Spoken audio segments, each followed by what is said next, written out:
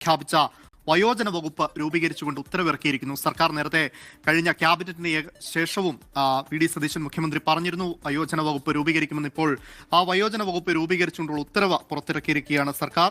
മന്ത്രിസഭാ യോഗത്തിൽ വയോജന വകുപ്പ് രൂപീകരിക്കാൻ തീരുമാനവുമായിരിക്കുന്നു. അങ്ങനെ നേരത്തെ ഇന്ദിരാ ഗ്യാരണ്ടിയുടെ ഭാഗമായി പറഞ്ഞിരുന്ന ഒരു ഉറപ്പായിരുന്നു സംസ്ഥാനത്ത് വയോജനങ്ങൾക്ക് വേണ്ടിയിട്ടുള്ള ഒരു പ്രത്യേക വകുപ്പ് സർക്കാർ രൂപീകരിക്കുമെന്ന് തങ്ങൾ അധികാരത്തിലെത്തിയാൽ. അതിനുശേഷം മന്ത്രിസഭാ യോഗത്തിന് ശേഷം മുഖ്യമന്ത്രി അത് വിശദീകരിക്കുകയും ചെയ്തതിന് ഇപ്പോൾ ജിബിൻ JB ചേരുന്നു. ജിബിൻ, ഇന്ദിരാ ഗ്യാരണ്ടിയിലെ മറ്റൊരു പ്രഖ്യാപനമാണ് ഇപ്പോൾ നടപ്പിലാക്കിയിരിക്കുന്നത് അല്ലേ?